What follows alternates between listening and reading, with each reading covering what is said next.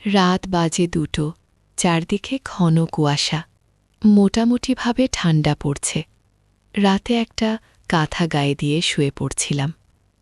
মধ্যরাতে ঠান্ডার প্রকোপে ঘুম ভেঙে গেল। বিছানায় উঠে বসলাম। তারপর অনুভব করলাম হালকা একটু প্রস্রাবেরও চাপ পড়ছে। আমি বিছানা থেকে উঠে আমার রুমের দরজা খুলতেই চোখ পড়ল মায়ের রুমের দরজার ওপর। মায়ের রুমটা ছিল আমার রুমের একদম সম্মুখে। মায়ের দরজা থেকে চোখ পড়তেই আমার গাটা একদম শিউরে উঠল। একজন মানুষ, গায়ে তার সাদা চাদর, মুখটা মাফলার দিয়ে বাঁধা। আমি চিনে উঠতে পারলাম না কে এই লোকটা। ভয়ে কথা বলতে পারছিলাম না। তারপর 1 পা 2 পা করে লোকটি আমার কাছে এগিয়ে আসলো। আমি তো পিছন ফিরে রুমের ভেতর ঢুকে যাচ্ছি। আমি যত সরে যাচ্ছি তত লোকটি আমার কাছে আসছে। এরপর সে আমার সম্মুখে এসে দাঁড়াল। আমি ভয়ে কিছু বলতে পারছিলাম না। তারপর লোকটি আমার কাঁধের ওপর হাত রাখল। বাম হাতে লাঠি। কিছুটা আন্দাজ করতে পারলাম লোকটিকে কেমন যেন আমার দাদুর মতো লাগছে। এবার সে আমাকে বলল, ভয় পাস না, আমি তোর দাদু। এবার দীর্ঘশ্বাস ছেড়ে আমি দাদুকে বললাম, কি ব্যাপার দাদু, এত রাত্রে তুমি মায়ের দরজার সামনে? কিছু হয়েছে? দাদু বলল, না, কিছু হয়নি, তবে কিছু হারানোর জন্যই আমি আসছি। দাদুর এই উল্টাপাল্টা কথা আমি বুঝে উঠতে পারলাম না। তারপর দাদু আমাকে বলল, তুই কি সত্যি কিছু বুঝতে পারছিস না?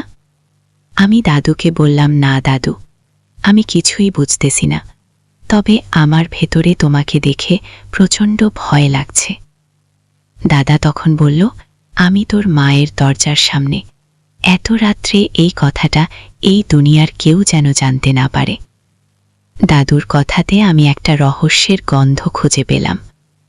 তারপর আমি দাদুকে বললাম, একটা সত্যি কথা বলো তো দাদু, তুমি কেন আমার মায়ের দরজার সামনে দাঁড়িয়ে আছো? দাদা তখন বলল, এই সামান্য বিষয়টুকু তুই বুঝিস না। আজকে বিয়ে দিলে কালকে ছেলেবেলার মা হবি। আর আমি কেন এত রাত্রে তোর মায়ের দরজার সামনে আসছি এই বিষয়টা বুঝতে পারতেছিস না? এবার আমি দাদুকে বললাম, বুঝতে পারলে তো তোমাকে আর এত প্রশ্ন করতাম না, তাই না দাদু? দাদু আমাকে তার মাথায় হাত রেখে ওয়াদাবদ্ধ করালো। বলল, আমি তোকে সবকিছুই বলবো, কিন্তু আজকের এই ঘটনাটা তুই কারো কাছে বলবি না, আমাকে কথা দে। আমি দাদুকে না বুঝেই কথা দিয়ে দিলাম। বন্ধুরা, পরের দৃশ্যেরটা ঘটতে যাচ্ছে। এটা দেখার পর কোনো মেয়েই চুপ থাকতে পারে না। এবার দাদু আমাকে বলল, তুই তোর মায়ের রুমের জানালার পাশে গিয়ে দাঁড়া, চুপচাপ দাঁড়িয়ে থেকে দেখবি, কোনো শব্দ করতে পারবি না। বললাম, ঠিক আছে। আমি দাদুর কথা মতো মায়ের দরজার জানালার সামনে গিয়ে দাঁড়ালাম। দাদু দরজায় টোকা দিল। মা আস্তে করে দরজা খুলে দিল। রুমের মধ্যে দাদু ঢুকতেই মা দাদুকে বলল, আপনি খাটের ওপর বসেন, আমি রিয়ার রুমটা দেখে আসি। দাদু তখন আমার মাকে বলল, আমি দেখে আসছি, ওর দরজা বন্ধ, জানালার ঘরে গিয়েও দেখছি, ও আচ্ছা, অচেতনভাবেই ঘুম পাচ্ছে। তারপর আমার দাদু এবং আমার মা এমন একটা জরুরি কাজে রুমের মধ্যে ব্যস্ত হয়ে পড়ল। আর সেটা দেখার পরে আমার মস্তিষ্ক যেন ভিন্ন একটা জগতে পদার্পণ করল। তারপর থেকে শুরু হলো আমার জীবনের নতুন অধ্যায়। বন্ধুরা, আজকে তোমাদের সাথে আবার একটা গল্প শেয়ার করব। গল্পটার ভেতরে এতটাই মজা রয়েছে, পুরো গল্প শুনলে তোমরা বুঝতে পারবে। তাই বলছি, আজকের ভিডিওটা একটুও টেনে দেখবে না, তাহলে কিন্তু আসল মজাটুকু তোমরা মিস করবে। বিশ্বাস করো বন্ধুরা, আমি তোমাদের কাছে আজকে কোনো হাত বানানো গল্প বলতে আসিনি। আমার জীবনের সাথে ঘটে যাওয়া এবং আমার বিধবা মায়ের সাথে যা কিছু ঘটে গেছে তার বাস্তব গল্প নিয়ে তোমাদের মাঝে হাজির হয়েছি। বন্ধুরা, তাহলে বেশি কথা না বাড়িয়ে মূল গল্পে আমরা ফিরে যাই। আমার নাম দিয়া। আমার বর্তমান বয়স 23 বছর। আমার বাবা ছিলেন একজন কৃষক। আমার বাবা ছিলেন আমার দাদুর একমাত্র সন্তান। আমার বয়স যখন 13 বছর তখন আমার বাবা মারা যায়। আমাকে নিয়ে অনেক দুঃখ কষ্টের মধ্য দিয়ে আমার বিধবা মা দিন যাপন করছিল। আমার মায়ের 15 বছর বয়সেই আমার বাবার সাথে বিয়ে হয়। 1 বছরের মাথায় আমি মায়ের গর্ভে আসি। অর্থাৎ আমার থেকে আমার মা 15 থেকে 16 বছরের বড় হবে। যেহেতু আমি তাদের প্রথম সন্তান, আমারও কোনো ভাই বোন ছিল না। আমার মাকে দেখতে এতটাই সুন্দর ছিল যে এখন পর্যন্ত এলাকার অনেক যুবক ছেলেপেলে থেকে শুরু করে মুরব্বীরা পর্যন্ত তাকে বিয়ের প্রস্তাব দেয়। আমার চেহারার সাথে আমার মায়ের চেহারার প্রায় 90% মিল ছিল। আমরা মা মেয়ে যদি একসাথে এখনও দাঁড়াই, কেউ বলতে পারবে না কোনটা মা কোনটা মেয়ে। আমার মায়ের চেহারাটা এত সুন্দর ছিল যে তার চোখের জাদুতে অনেকেই পড়ে যেত। আমি যখন ছোট তখন আমি আমার বাবাকে প্রশ্ন করেছিলাম, আচ্ছা আব্বা, তুমি কি দেখে মাকে বিয়ে করেছিলে? আমার আব্বা তখন বলেছিল, তোর মায়ের চোখ দুটো যা সুন্দর ছিল না, মনে হতো নাটোরের কাঁচা গোল্লা টাকিয়ে আছে। বাবা আরও বলতো, তোর আর তোর মায়ের মধ্যে কোনো তফাৎ নাই, তোর দুটো চোখে যেন তোর মায়ের মতোই। বন্ধুরা, আমার চোখ দুটো তো তোমরা দেখতে পাচ্ছ। ছোটবেলা থেকে আমি একটু পর্দা করতাম। এটা আমার বাবার নির্দেশ ছিল। তাই আজকে তোমাদের সম্মুখে যতটুকু সম্ভব পর্দার সাথেই আসার চেষ্টা করেছি। হয়তো অনেকেই আমাকে নিয়ে অনেক ধরনের বাজে মন্তব্য করতে পারে। আসলে বন্ধুরা, আমি তো আমার জীবনের বাস্তব ঘটনাটা কারো কাছে শেয়ার না করতে পেরে তোমাদের কাছে বলতে এসেছি। কে কি বলল সে হিসাব করে আর চলবে না। কোথায় আছে মনের মধ্যে কোনো কথা পুষে রাখতে নেই। বলে ফেললে বুকটা অনেক হালকা হয়। বন্ধুরা, আমরা গল্পের আসল জায়গায় ফিরে যাই। আমার বাবাটা মারা যাবার পরে সংসারের যাবতীয় দায়িত্ব এসে আমার দাদুর ঘাড়ে যাবে। আমার নানু বেঁচে নেই। বাবা মারা যাবার কিছুদিন পরে আমার নানু এসে আমার দাদুকে বলল, বিয়ান সাহেবা, যেহেতু আপনার ছেলে বেঁচে নেই, আমার মেয়েটারও যে বয়স, এই বয়সে আর বাকি জীবনটা পার করা সম্ভব না।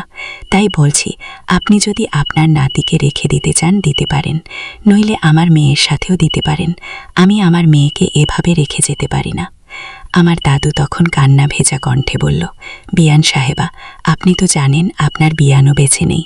এই মুহূর্তে যদি আপনি রিয়ার মাকে নিয়ে চলে যান, তাহলে হয়তো এই বাড়িতে দম বন্ধ হয়ে আমিও মারা যাব। আমি ওর যাবতীয় দায়িত্ব নিলাম। আজ থেকে মনে করবেন ও অনেক শান্তিতে বসবাস করবে।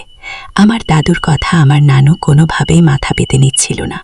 আমার দাদুর এমন কাকতি মিনতি দেখে আমার মা এসে বলল, আমি এ বাড়ি ছেড়ে কোথাও যাব না।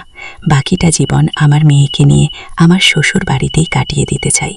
সেদিন আমার মায়ের মুখের ওপর আমার নানুমণি আর বেশি কথা বলতে পারে নাই। তারপর আমার নানু চলে গেল তার বাড়িতে। এভাবেই চলছিল আমাদের সংসার। কিছুদিন যাওয়ার পর লক্ষ্য করলাম আমাদের বাড়িতে বিভিন্ন লোকজনের যাতায়াত বেড়ে গেল। এলাকার আমার বিভিন্ন কাকুরা আমাদের বাড়িতে যাতায়াত শুরু করল। আমার মাকে বিভিন্ন ধরনের উস্কানোমূলক কথাবার্তা বলতে লাগল। কেউ কেউ বলতে, ভাবি, আপনার এখনও বাকি অনেক সময় পড়ে আছে, আপনি একটা সংসার বাঁধেন।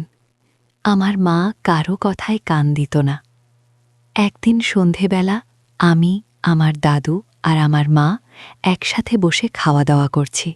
এমন সময় আমার মা আমার দাদুকে বলল, বাবা, আমাদের বাড়িতে বিভিন্ন লোকের আনাগোনা বেড়ে চলেছে, আপনি এসব লোকজনকে আমাদের বাড়িতে আসা বন্ধ করে দেবেন। আমার দাদা বলল, এ ব্যাপারে তুমি কোনো চিন্তা করো না মা, যা কিছু করার আমি করছি। তারপর একদিন বিকেলবেলা আমার মা বাড়ির বাইরে লাউ গাছের জাংলায় লাউয়ের শাক তুলছিল। এমন সময় সেখানে আমার দাদা উপস্থিত হল। আমার রুমের জানালার পাশেই লাউ গাছটা ছিল। আমি জানালার কাছে বসে বই পড়ছিলাম।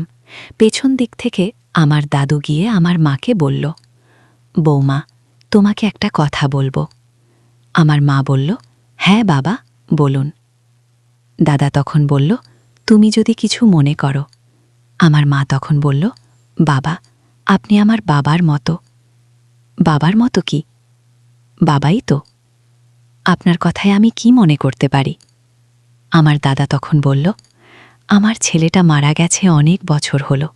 তোমার শাশুড়িও প্রায় 24 থেকে 25 বছর আগে আমাকে ছেড়ে চলে গেছে। এই একাকিত্ব জীবন নিয়ে আমি কত কষ্টে চলছি কাউকে বোঝাতে পারবো না। আমার ছেলেটা বেশ কিছুদিন হলেও তোমাকে একা করে চলে গেছে। তুমিও নিশ্চয়ই আমার মতো একাকিত্ব জীবন অনুভব করছো। আমার মা কিছু বলছে না, চুপচাপ শুনছে। তারপর আমার দাদু আমার মাকে আবার বলল, আচ্ছা বৌমা, তোমাকে মনের মধ্যে কোনো কিছু বলে না? আমার মা মুচকি হেসে বলল, অনেক কথাই তো মনের মধ্যে বলে বাবা, সেগুলো কি কাউকে বলা যায়? আমার দাদু বলল, তুমি নির্দ্বিধায় আমাকে বলতে পারো। আমার মা তখন বলল, বাবা, কিছু কথা আছে যেটা একমাত্র নিজের স্বামীকে ছাড়া পৃথিবীর আর কাউকে বলা যায় না। আমার দাদা তখন বলল, হ্যাঁ বৌমা, তুমি ঠিকই বলেছ।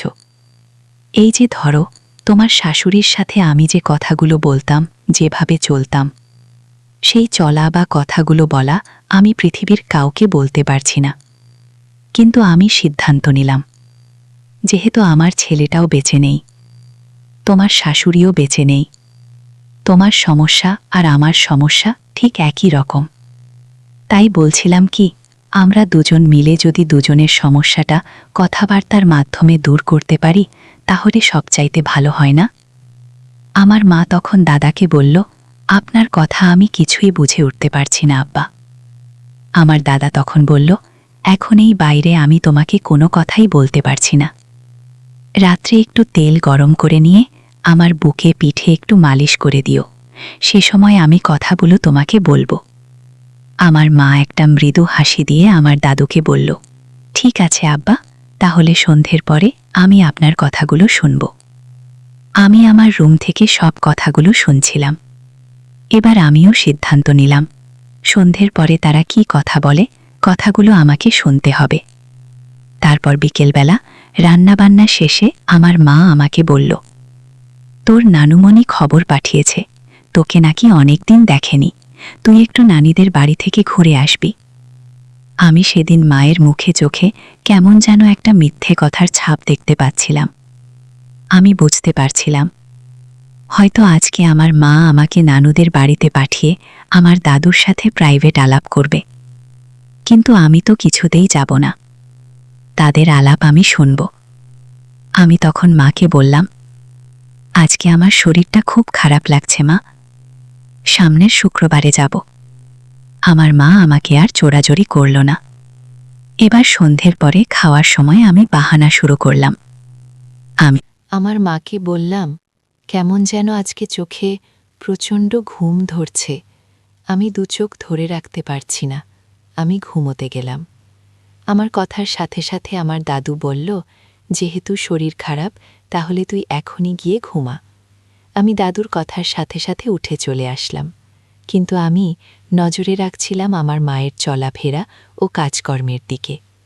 কিছুক্ষণ পরে দেখলাম মা একটা পাত্রের উপরে করে সরিষার তেল নিল এবং তার মধ্যে কয়েক কুয়া রসুন ভেঙে দিল। তারপর সেটা আগুনে গরম করে আমার দাদুর রুমে নিয়ে গেল। এবার আমি আস্তে করে আমার বিছানা কেকে উঠে পড়লাম। তারপর আমার রুমের দরজা বাইরে থেকে এমনভাবে লাগালাম যেন শব্দ না হয়। এক পা দুপা করে দাদুর রুমের দরজার সামনে গিয়ে দাঁড়ালাম। আমার মা কথা শোনার পরে কেমন যেন একটু লজ্জাবোধ করতেছিল। যতই হোক, তারপরও বৃদ্ধ মানুষ। এবার আমার মায়ের নরম হাত দিয়ে আলতো করে দাদুকে যখন মালিশ করছিল, হঠাৎ করে আমার মায়ের হাতটি তেলের উপর স্লিপ করে দাদু যে লাঠি নিয়ে চলাফেরা করে, এই লাঠির উপরে পড়ে যায়। তারপর আমার দাদা তখন আমার মাকে বলল, বৌমা, আমার লাঠিতে একটু তেল ডলে দিবে, স্টিলের পাইপের লাঠি তো, কিছু কিছু জায়গায় জং ধরে গেছে। আমার মা কেমন যেন লজ্জা পাচ্ছিল, হাজার হলেও শ্বশুরের লাঠি, তবুও তার নিজের হাতে ব্যবহার করে। এবার আমার দাদুর কথা আমার মা ফেলতে পারল না, কিন্তু মায়ের মুখের এক্সপ্রেশন দেখে আমি বুঝতে পারছিলাম, হয়তো সে ভাবছে তেল মালিশ করতে এসে শ্বশুরের গায়ে সে এখন তার হাতের চলাফেরা করা লাঠিটাও তেল দিয়ে মালিশ করতে বলছে। হয়তো একটু বিরক্ত বোধ করছিল, কিন্তু লাঠিটা যখন হাতে নিয়ে চারপাশ দিয়ে এল মাখিয়ে জং ছোটাচ্ছিল, তখন আমার দাদু অপলক দৃষ্টিতে আমার মায়ের দিকে তাকিয়েছিল। হয়তো ভাবছিল, এমন বৌমা হাজারেও একটা মেলে না। শ্বশুরের বুকে পিঠে মালিশ করতে এসে তার লাঠিটাও সুন্দর করে তেল দিয়ে জং মরিচা ছুটিয়ে দিচ্ছে। লাঠিটার চারপাশে বহুদিনের মরিচা পড়েছিল। মায়ের হাতের স্পর্শে মরিচাগুলো যেন তেলের সাথে চারপাশ দিয়ে গড়িয়ে পড়ছে। বন্ধুরা, তোমরা আমার কথা নিশ্চয়ই বুঝতে পারছ আমি কোন অ্যাঙ্গেল থেকে কথাগুলো বলছে। হ্যাঁ, তোমরা যা ভাবছ আমি ঠিক সেটাই বলছি। তারপর আমার দাদু বলল, বৌমা, দেখেছ বয়স হয়ে গেলে মানুষের কি হয়? এতটা বছর আমার এই হাতের লাঠিটি মরিচা পড়েছিল। আজকে তুমি আমাকে মালিশ করতে এসে আমার লাঠিটির মরিচা কত সুন্দরভাবে উঠিয়ে দিলে। আমার মা তখন বলল, হ্যাঁ বাবা, তবে আমি অত্যন্ত খুশি। এক কাজ করতে এসে আপনার দুই কাজই করতে পারছি। হাত দিয়ে আপনার এই এতদিনের জমানো মরিচাগুলো সম্পূর্ণ পরিষ্কার করা সম্ভব না। তখন আমার দাদু আমার মাকে বলল, তাহলে কি করা যায় বৌমা? যেভাবেই হোক আমার এই লাঠির মরিচাগুলো তো তুলতেই হবে, কারণ এটা আমি সাথে করে পথ চলি। তারপর আমার মা বলল, এই লাঠিকে একটা তেল অথবা মোবিলের ড্রামের মধ্যে অনেক সময় ধরে ডুবিয়ে রাখতে হবে। তারপর এটাকে 2-1 বার ঘষা দিলে সম্পূর্ণ মরিচা উঠে যাবে। আমার দাদা তখন বলল, বৌমা, তুমি আমার একদম মনের কথা বলেছ। তাহলে তুমি যত দ্রুত পারো এই ব্যবস্থাটুকু করে দাও। আমার মা হাসতে হাসতে বলল, একটু ধৈর্য ধরেন বাবা, সময় সুযোগ বুঝেই এই ব্যবস্থা আমি করে দেব। আমার দাদু ভোকলা দাঁতে সুন্দর করে একটা হাসি দিল। আমি বুঝতে পারলাম সে অনেক খুশি হয়েছে। যতক্ষণ পর্যন্ত আমি তাদের এই কাজকর্মের আঁকা ইঙ্গিত দেখছিলাম, ততক্ষণ পর্যন্ত আমার মনের কাছে এতটাই ভালো লাগছিল যে মনে হচ্ছিল আমার কাছে দাদুর এই হাতের লাঠিটি। তেল মবিলের ড্রামে আমি ডুবিয়ে রাখি, কিন্তু তারা হয়তো আমাকে এই কাজ করতে দেবে না। কারণ আমি যদি আমার দাদুকে বলি, তোমার এই কাজটা আমি করে দেব, তাহলে হয়তো ভাববে আমি ছোট মানুষ, পেরে উঠব না। তাই হয়তো আমার মাকে দিয়ে নির্ভয়ে সেই কাজটি করাতে চাচ্ছে। এবার মরিচা ও তেল সহ নোংরা হাতটি উঁচু করে ধরে আমার মা দরজার বাইরে চলে আসলো। তারপর সে টিউবওয়েলের উপরে গেল সাবান দিয়ে হাতটা পরিষ্কার করার জন্য। লোহার মরিচা বলে কথা। এবার আমি মায়ের ওটা দেখে এখান থেকে দৌড়ে রুমে চলে আসলাম। তারা দুজন এখনও বুঝতে পারল না আমি এতক্ষণ ধরে তাদের সব কাজকর্মের রাজসাক্ষী। তারপর আমার মা হাত মুখ ধুয়ে সোজা আমার বারান্দার উপরে এসে দাঁড়ালো। আমার ঘরের দরজা ধাক্কা দিয়ে দেখল ভেতর থেকে লাগানো আছে কিনা। তারপর আমাকে 2 বার ডাক দিল। আমি ঘুম জড়ালো কণ্ঠ নিয়ে একবার উত্তর নিলাম, যেন না বুঝতে পারি আমি জেগেছিলাম। কিন্তু মা তো জানে না আমার তার পেটে জন্ম, অর্থাৎ এখন ডিজিটাল যুগ। তার থেকে আমি অনেক কিছু বেশি বুঝি। যাই হোক বন্ধুরা, পরদিন সকালবেলা আমার মা রান্না করছে। আমার দাদু পাশে গিয়ে বসল। আমিও একটা প্লেট হাতে নিয়ে মায়ের কাছে গেলাম ভাত খাওয়ার জন্য। আমার চাওয়া দেখে তারা দুজন কি যেন আলাপ করছিল, সেটা বন্ধ হয়ে গেল। তারপর আমি আমার রুমে চলে গেলাম। আমার রুম থেকে রান্নাঘরটা একটু দূরে, অনেক কিছু শোনা যায় না। তারপর আমি আস্তে করে রুম থেকে বের হয়ে রান্নাঘরের পেছন সাইডে গিয়ে ওত পেতে থাকলাম। কিছুক্ষণ পর আমার দাদু বলল, বৌমা, তাহলে আমার লাঠিটা কবে পরিষ্কার করে দিবে? এবার আমার মা বলল, অনেকটা মোর্চা তো তুলেই দিয়েছি, লাঠিটা এখন অনেক পাতলা হয়েছে তাই না? আর কয়েকটা দিন এভাবে চলেন, সময় সুযোগ বুঝে বাকি কাজটুকু করে দেবনি। এবার আমার দাদু বলল, বৌমা, অর্ধেক কাজ বাঁধিয়ে রাখা আমার পছন্দ হয় না। এবার আমার মা বলল, আপনার কথা আমি বুঝতে পারছি বাবা, আপনারও তো অনেক কিছু বুঝতে হবে। বাড়িতে অত বড় নাতনি, আপনার নাতনি রিয়া এখনও অনেক কিছু বোঝে। সে একজন কলেজ পড়ুয়া ছাত্রী। আমার মায়ের কথা শুনে দাদু চুপচাপ মন খারাপ করে বসে রইল। তারপর আমার মাকে সে বলল, তোমার কথা আমি সব বুঝতে পারছি বৌমা, তবে আজকে তোমাকে যে সময় আমি ডাক দিব তুমি আস্তে করে ঘরের দরজা খুলে দিও। আমার মা তখন চুপচাপ রইল, কিছু বলল না। তারপর আমার দাদু বলল, কি রান্না করবে বৌমা? আমার মা বলল, গাছ থেকে লাউ তুলে আনছি, লাউ দুটা ভাজি করব। তারপর আমি একটা অবাক করা বিষয় দেখতে পেলাম। আমার মায়ের দিকে তাকিয়ে আমার দাদু লাউ দুটা হাতে করে চারপাশ নাড়াচাড়া করছে, আর আমার মাকে বলছে, বৌমা, লাউ দুটা কত সুন্দর গোল, মনে হচ্ছে কিছু সময় ধরে একটু নেড়ে চেড়ে খাই, স্বাদটা মেটালো। আমার মা তখন বলল, কাঁচাই খাবেন মনে হচ্ছে, আপনার এই বুড়ো বয়সে খাওয়ার চাহিদাটা একটুও কমেনি বাবা। আমার দাদা তখন বলল, পেট ভরে আর খেতে দিলে কই? আমার মা তখন হেসে বলল, খাওয়াবো বাবা, খাওয়াবো, যখন খেতে দেব পেট ভরে তখন বমি করে ফেলবেন, খেতে যাইবেন না। আমার দাদু তখন বলল, তাহলে অল্প অল্প করে খাইও বৌমা। এবার আমার মা চুপচাপ লাউ দুটা দাদুর হাত থেকে নিয়ে নিল। দাদু তখন বলল, কেড়ে নিলে বৌমা? মা তখন বলল, কেড়ে নিলাম, ভালো করে যত্ন করে খাওয়াবো বলে। আমার দাদু তখন ফোকলা দাঁতে হো হো করে হেসে উঠল। এবার আমি আর বেশি সময় সেখানে দাঁড়িয়ে থাকতে পারলাম না। আমার পেছন সাইড দিয়ে একজন প্রতিবেশী ছাগল নিয়ে মাঠে যাচ্ছিল। আমাকে অবস্থায় দেখলে হয়তো ভাবতে পারে নিজের বাড়িতে আমি কেন উৎপেটে আছি। প্রতিবেশীর মনে সন্দেহ ঢুকলে তাহলে আমার মা আর আমার দাদু যেভাবে মিলেমিশে সংসার করছে, এই সুখের সংসারটা হয়তো আর থাকবে না। এসব চিন্তাধারা করে আমি সেখান থেকে রুমে চলে আসলাম। আমার মা তখন আমাকে ডাক দিল, বলল, অত বড় মেয়ে আমার পাশে বসে একটু তো রান্নার সহযোগিতা করতে পারিস। এই কথা শুনে আমার খুব রাগ হচ্ছিল। একবার বলতে চাইলাম, আমি যদি তোমাদের মধ্যে থাকি তাহলে তোমাদের এই সব প্রাইভেট আলাপ তোমরা কিভাবে করতে? নিজের আপন গর্ভধারিণী মা, তাই কিছু বলতে পারলাম না। তারপর আমি কোনো কথা না বলে রুমের মধ্যে ঢুকে গেলাম। রাতের খাওয়া দাওয়া শেষ, সবাই গভীর ঘুমে আছে। কোনো মতেই আমার চোখে ঘুম আসছে না। আমি চোখটা মেলে কাঁথাটা গায়ে দিয়ে শুয়ে পড়লাম। কখন যেন ঘুমিয়ে গেছি একটুও টের পাইনি। তারপর হঠাৎ আমার মধ্যরাতে ঘুম ভেঙে যায়। গায়ে প্রচণ্ড ঠান্ডা লাগতেছিল। জানালা খুলে দেখি চারদিকে কুয়াশায় ঢেকে গেছে। হঠাৎ করে আমার পেটের নিচের অংশ একটু ব্যথা করতে লাগল। ভাবলাম হয়তো প্রস্রাব করে আসলে ঠিক হয়ে যাবে। হালকা প্রস্রাবের চাপও ছিল।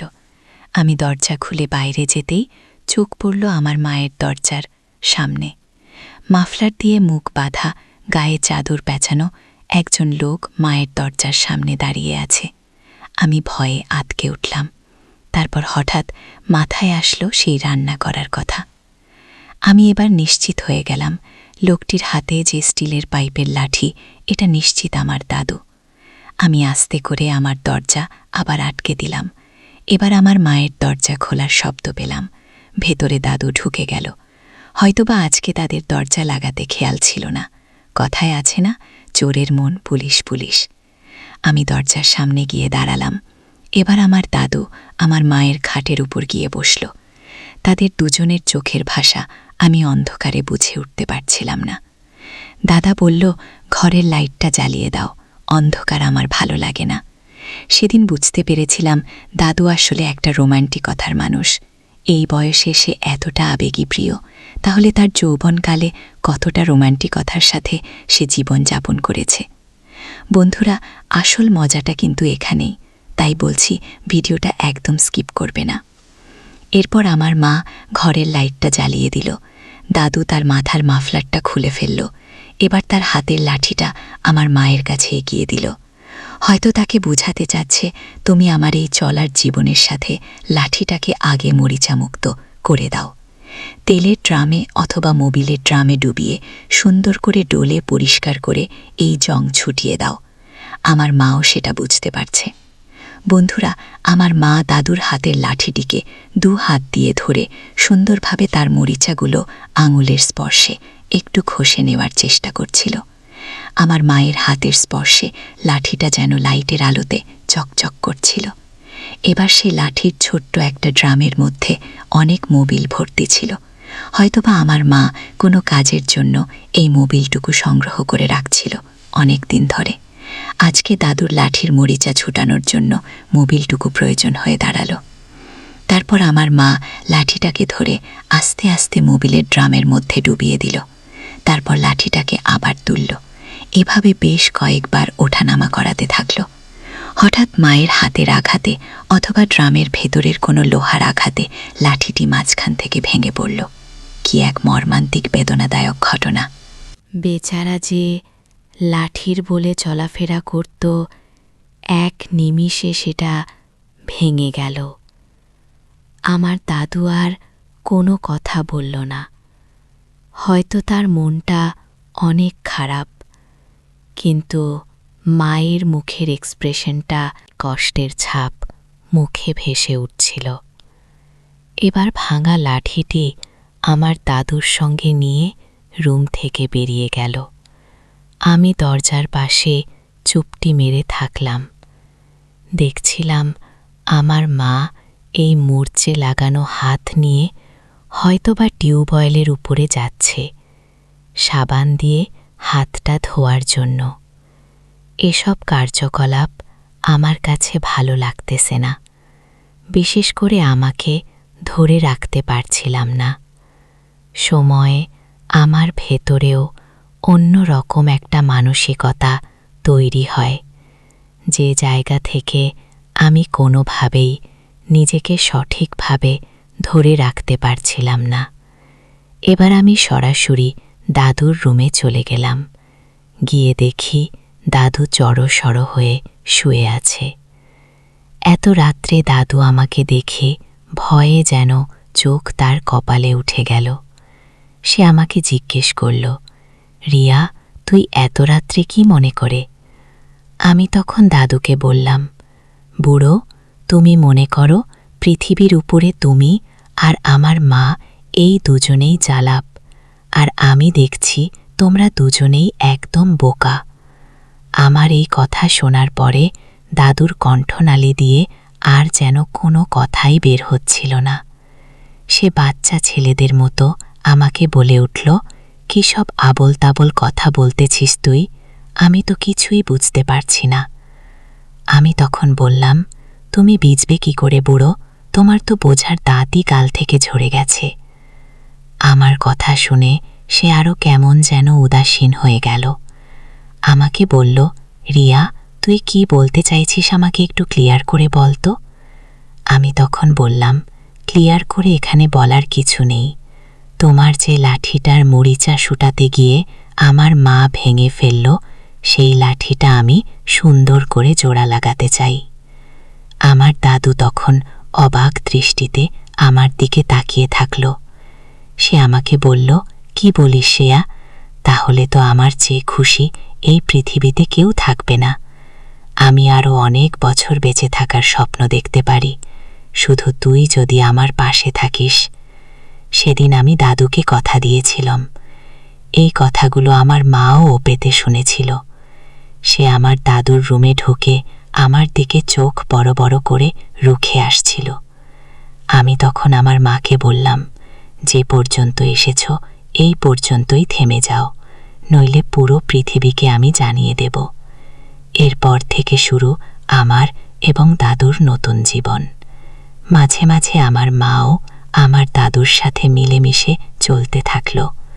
এক সময় আমি আমার মায়ের শাশুড়ি হয়ে গেলাম। বন্ধুরা, আজকের গল্পটা তোমাদের কাছে কেমন লাগলো? নিশ্চয়ই ভালো লেগেছে। যদি একটু ভালো লেগে থাকে তাহলে আমাদের ভিডিওটির নিচে একটি লাইক, একটা গঠনমূলক কমেন্ট এবং আমাদের নতুন চ্যানেলটির সাথে থাকবে। সবাই নিজের পরিবারের দিকে খেয়াল রাখবে। আল্লাহ হাফেজ।